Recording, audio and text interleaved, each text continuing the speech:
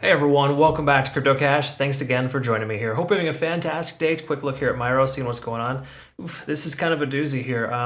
Hopefully you listened and took heed of my previous request to consider taking some profits. More importantly, trimming your position just based on the simple fact that we have this descending trend line and it has not yet broken this level. So again, at this point, easier said than done. Of course, hindsight's 20/20. I get that. But what's going to happen next? Where we're going to go from here? Let's go ahead and double check that. I do want to say thank you to, who was it, Boric, that requested this. Appreciate you requesting that.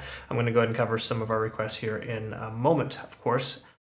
If you're new to the channel, though, keep in mind I'm not a financial advisor. I love to teach people to trade. I hope you can learn something here today. If you do want to become a better trader, cryptocash.tech is a website, link down below.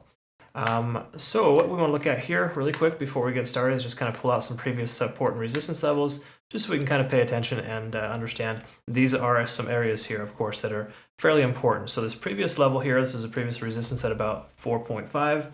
It is now a support level, okay? At least for the moment. It's wicked through that level twice, but still has held above that level so far. So the likelihood of the price being range bound between 4.5 and roughly 5.8 as a round number is fairly high, just based on those being previous ranges, okay?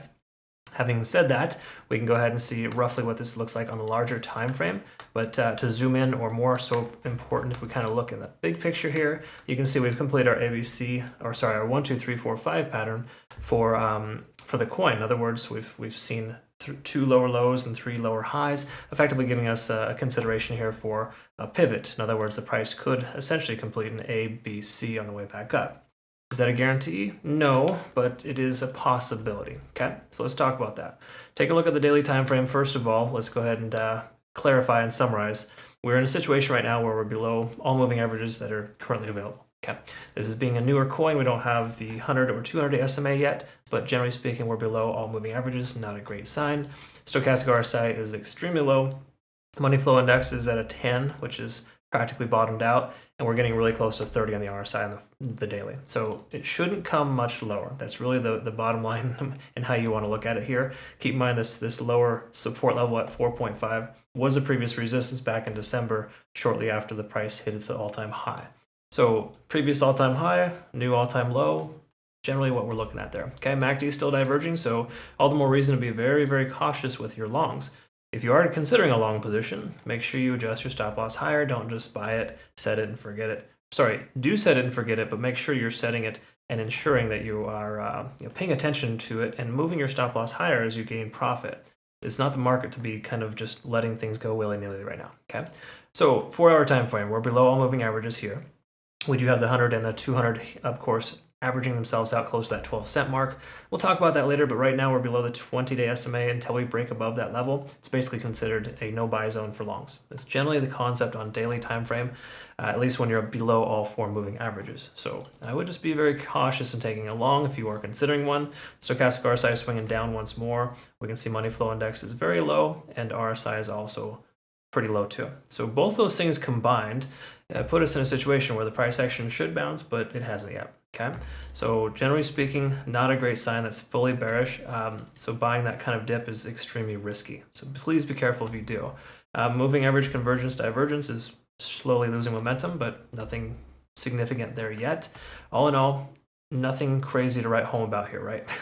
We're overextended to the downside. We're pivoting again. If we lose this level at 4.5, it's hard to say how much lower it's going to go. I can draw out some Fibonacci retracement levels. I'll put those on our Twitter, Telegram, and Discord for our playout chart, but for right now, generally speaking, with what we're looking at here, there's zero reason to take a long position unless you're kind of like the gambling type. Again, it's not really the best condition for trading. Let's go ahead and draw a trend line out here as well, just so we can kind of pay attention to this. While this is not exact, this should run concurrent with a lot of moving averages on smaller time frames. So if we just kind of pay attention to this here, the price, if it can break above this 5.8 cent mark, then we're going to have a better chance at this going. So do not do this here. If some people will watch my videos, they'll take trades based on the fact that I say we're looking to break this trend line here as a starting point. That's a starting point, folks. The lagging span, or sorry, the cloud itself is essentially massive and it's far away. Okay, we got about 2 or 3 days before the price action should be in a position where you want to consider a trade.